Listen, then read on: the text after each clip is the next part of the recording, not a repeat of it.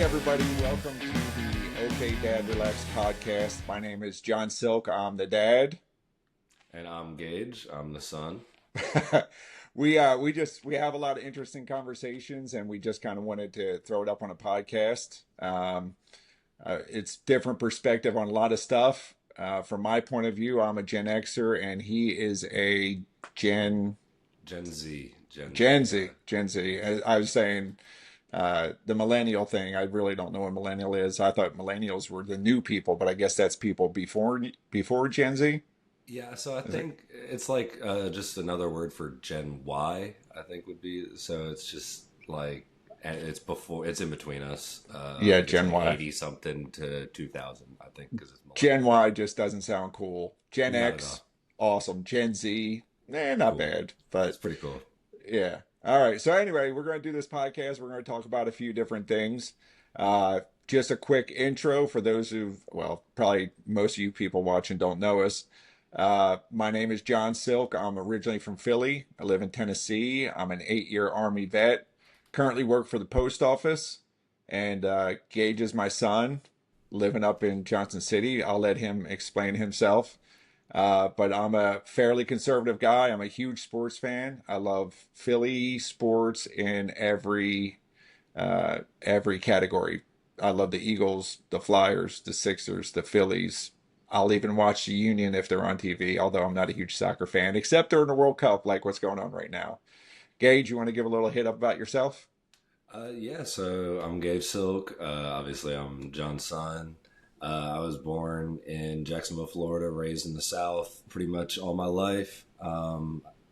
Obviously by northern parents. So I feel like that does give a little difference in that aspect. I'm a senior in college, and senior in college. I'm in my fifth year, but just trying to finish it out. I'm also a big Eagles sport or like Philly sports fan, like all the teams. I don't really watch the soccer like how he said. But being in the South, I have become kind of a Vols fan over the time. Go So Vols. go Vols. Uh, and yeah, that's about it. Okay, awesome. Being from the South, you technically not a Southerner. I know Jacksonville's not really part of the South. I know it's southern part of the U.S., but I don't think they consider that South. Not like Georgia or Carolina or something like that. Yeah, I think, excuse me, I think being, raised in Tennessee, though, I feel like that definitely adds to the southernness a little bit. Yeah. By the way, being a fifth year senior, does that mean that you were redshirted your freshman year, or Well, yeah, maybe if I played sports, but I don't. So it's considered a victory lap. like David Spade said, a lot of people go to college for 7 years. Yeah, they're called doctors. No, not even close to that. All right, so let's jump right in it. And you're more of an NBA guy than I am. But last night they had the big trade. Giannis is going to Miami. I thought when I went to bed he was going to be in Boston. That was the prevailing theory. But what did they got a crap ton of picks and people, right? Yeah, Do so I have it pulled up here. So they got Tyler Harrow, who you might know. He's a bigger name in the NBA. And then he's probably the best guy to move besides Giannis. And then we got Kalel Ware, Jaime Jaquez Jr., who's pretty good rotational. He's pretty decent. And then three first round picks, which is ridiculous.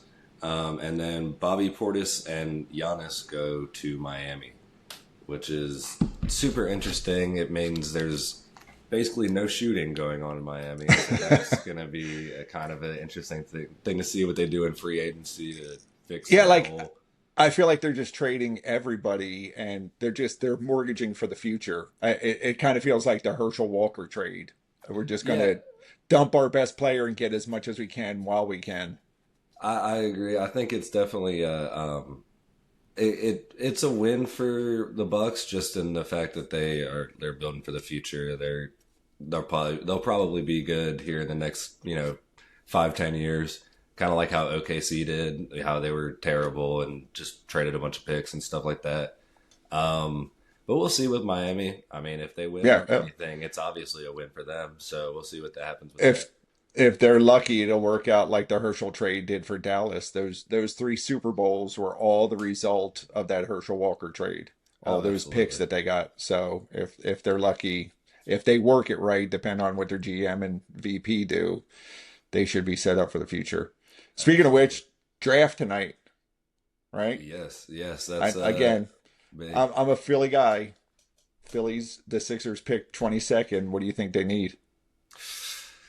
Philly, I probably a decent wing defender that can shoot. I don't really know at that 20 range. I don't really know who's going to be available. But I do know that the top 5, 10 picks are all really good. It's one of the best draft Right. classes we've seen potential wise.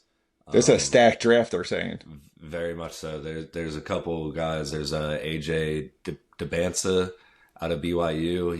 I mean, he's like a 6'9" freak athlete that can shoot, score, do anything on the court. There's Darren Peterson. He's a like 6'5", 6'6" shooting guard. That's just a pure bucket. Reminds me kind of like I mean I don't want to say Kobe, but real good scorer, and that's about it. So we'll see what happens. We'll see what happens in top three. It's a very contested top three. I just hope the Sixers can get somebody that can get some damn rebounds because the series that they got killed against New York, even the series against Boston that they pulled out, they were just getting out rebounded, and you can't win when teams are getting second and third shots every possession. It's ridiculous. Not in the NBA. They're not going to miss that much. Right. The Knicks killed us. They always kill us on rebounding. I feel like it. I don't know why. Um, Boston was I was glad to surprisingly see them good. win it all. I was glad to see Oh, them all. absolutely. The way I look at it, we lost to the team that won it all in both hockey and basketball because the Flyers lost out. They got knocked out by Carolina, who went on to take it all. I mean, I think it's a good sign for the future of both Flyers and the Sixers. I know the Sixers have a couple of old guys that are hogging up all the cap space, so we'll see what Right. happens with that. Right. Um, but they do have a lot of young guys with a lot of good talent. I wish we didn't trade away fucking Jared McCain. That Horrible would trade. that would be even more promising for the future to have 3, 4 guys instead of 2, 3 guys that are really promising. But Right, right. Then you could have concentrated on getting some big men in there to help. exactly, and now we need to think about replacing Paul George because he did play pretty decent in the playoffs.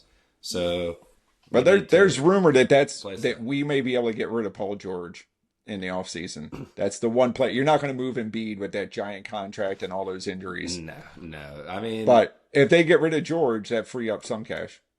that's true. I mean, Paul George didn't play too terrible in the playoffs. I really didn't mind how he played. He tried to play hero ball towards the end there, but we were Yeah. already losing. So it's kind of, I don't expect Paul George to, go out there and score 40. Yeah. Well, the future, like you said, future's bright for the Flyers and Sixers, unlike the Phillies, who I worry about because they have a very old roster, and we've already seen 3 years in a row now that they cannot hit that ball when it comes playoff time. When the weather's cold, the bats get just as cold. So I don't know. Terrible. And they're locked into 7, 8 year contracts, so I don't know what they're going to do. Um, Baseball, you can keep those guys for a little longer, but I'm worried with Harper's contract because I don't know if we're going to be able to keep him for much I, longer. I think he's only got 13 years left. Oh, that's good. That's good. Yeah, I think his contract goes until his social security check comes in. What else? All right, so let's get off sports for a second. I do want to dive in. I'm curious what you think what's going on with Iran right now with the negotiations with Trump and the Trump admin. You think it's going to be successful? I'd hope so. I mean, it's actually affecting our lives, so that would be nice if they could rein that all in. I don't know the details of everything, but I do know that gas is real expensive right now. So I would It's like for dropping that though. to. It's dropping. It's dropping, but it's still up there compared to what it was. What 2 years ago? Well, So yeah, no, not 2 years ago, because 2 years ago Biden was still in office and it was pretty high then as well. At least there's an excuse why gas prices are high now instead of just not drilling. I know, Um, but I don't know if we're ever gonna get peace in that area. So so we'll see how that treaty goes or Well, from whatever. the Gen X perspective, I remember when Iran took hostages in '77. That's one of my first memories that's solid, like on a national event, not like family and what's going on Right. in my area. But I remember how we worried we were about all those hostages. It was 100 and 121. Oh, I don't even remember the number, but it was a ton of people that they just overran the embassy, killed a bunch of people, took hostages, and just held them and try to get as much out of us as possible. We tried a rescue attempt. I don't know if you knew that. It was a failed rescue attempt. They crashed a helicopter in the middle of the desert. They had to be rescued. It was side note that rescue attempt is one of the reasons that our special operations are so good now because after that happened, they changed so much in the special operations field in the military because the helicopters couldn't talk to the jet pilots and the ground troops couldn't talk to the jet pilots. So it changed the way they communicated together. They like went to a more cohesive communication structure.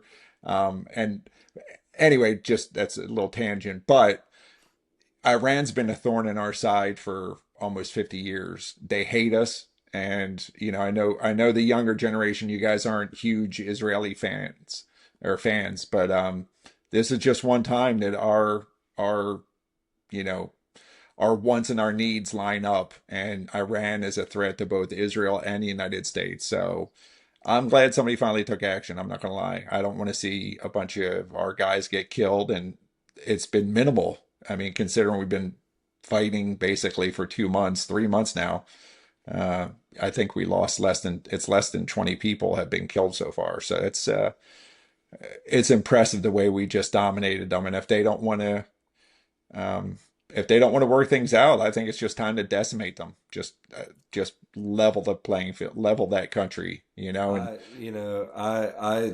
I know you're saying, the younger generation, we don't like Israel as much, which is true. Um, I I will say that I don't think any, or well, some are like a free Palestine, all that.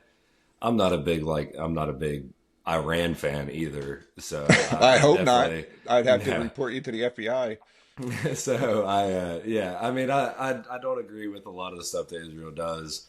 I think that they kind of abuse the fact that we are like their protectors almost. I think they, take advantage of that sometimes. No, But I I agree. will I say that agree. I am a fan of getting Iran the fuck out of here in terms of we don't want them to have nukes. We don't want, but they have been saying that Iran is going to have nukes for the past 30 years. So Correct. eventually, But I feel like I the find it hard to believe. intelligence, I think something changed for Trump to act. I think that they were a lot closer than we thought. And I know Netanyahu's been saying the 2 week thing since the 90s. You're the one that pointed that out to me. But I think something changed in Trump. So even though we leveled the country and took out all their rockets and all their radars and all their ships, they still were able to tie up the Strait of Hormuz, which drove the gas prices up to three something a gallon. Imagine if those motherfuckers had a nuclear weapon. What would we I be able to agree. do? You I wouldn't be, completely agree. we would I not be would able to never want to do, see that. they could hold the world hostage. And it's just with oil alone. So I'm glad they stopped it. But you're right with the Israeli thing that they take advantage. I liken it to, you're on the street and when I was a kid and you have a bigger friend that everybody's afraid of, you could be a bigger asshole because that guy's got your back and nobody's going to mess with you. So Exactly, and yeah, that's not a mindset you want a country to have. In the street, it's one thing. In geopolitical environment, it's a completely different thing. right. Right. No, I understand. I totally get it. I get where your perspective. That the free Palestine thing is just ridiculous to me. That It's Yeah, never been a I'm not on country that that. existed. Israel's No. Israel's got just as much right to that land as anybody else. So if you get rid of Israel, where are those people going to go? But there are civilians that aren't Iranian terrorists that are No, like I get that. I that get that. are And they're being trying to affected by this minimize. hard. It's not that we're not against the Iran. I am not against Iranian people. I'm against the Iranian government. The Israel is though. Have you seen the stuff of them taking pot shots at the civilians and shooting Now, the? so I'm not trying to justify that because I think it's wrong. But I think if right after 9/11, say Mexico conducted 9/11 instead of the Al Qaeda or whatever, we'd be fucking their people up in Tijuana. We'd be shooting them left and right. It didn't matter if they had anything to do with it or not because, we had 2,000 people die on 9/11. How many people did they lose on October 7th? I think I saw a stat that if you ratio it out by proportionality to the country's size, America would have lost like 70,000 people based on what they lost as a percentage like compared to 9/11. It may be some crazy number. I may be way off, but it's they're pissed off. A lot of there was some It's true. brutal stuff. I don't know if No, I know. October 7th that's a crazy event. I will say though that it's not like that conflict started on October 7th. I feel like people no, act like that in I the get South that. I always. get that. And the world kind of tied Israel's hands up till that point, and that's when like especially the United States was like, go do what you got to do. We're not going to stop you. And So, yeah, the consequences of the actions of Hamas. I get that, but it didn't start on October 7th. There was a lot no, of back it's and this forth has been going on before for that. 100 years, Yeah, or well, probably since Israel was thousands, founded. probably. Yeah, yeah. I mean, going back to biblical times, but more recently, since the state of Israel was founded, they've had, Yeah, back and forth terrorist attacks, back and forth, and a lot of and we're kind of running along this topic, but I like a lot of people say, it's crazy. October 7th wasn't the beginning, but there have been incursions and terrorist attacks, buses being blown up with civilians and rockets being launched in, and then Israel responds shooting back where the rockets came from, and it's a hospital. But what are you going to do if that's where the rockets are coming from? And again, I'm not defending Israel, but I am defending Israel's right to defend itself from terrorist right. attacks. And if you want to Yeah, blame the fact that they shot a hospital, don't blame them. Blame the terrorists that are shooting from the hospital or the children's orphanage or whatever. So it from when I was a kid, the Middle East is closer to peace than it's ever been. I remember it was people always talked about the Middle East peace crisis since the 80s. And now it seems like we're closer than ever with the Abraham Accords, with everybody working against Iran, working together. Did you see Qatar was actually attacking Iran yesterday? I did see that. I did. Yeah, That's pretty yeah. crazy. I mean, but because Iran was targeting their oil fields. So Right, again, it's and you have a right to that gives defend them yourself. all. Yeah, absolutely. That gives them all the right to defend that. So if we You can can't if we just can hide your help hand. take out the bully of the Middle East, the one who intimidates everybody else and funds all the terrorism, Mm. it's a great opportunity. I And know a lot of I people. agree. I feel like I don't know if I hate to say it. I don't know if there ever will be peace in the Middle East. I feel like No, it's a probably not.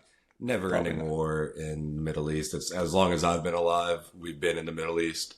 So, Same I here. mean, Same yeah, here. exactly. So I feel like it's never ending.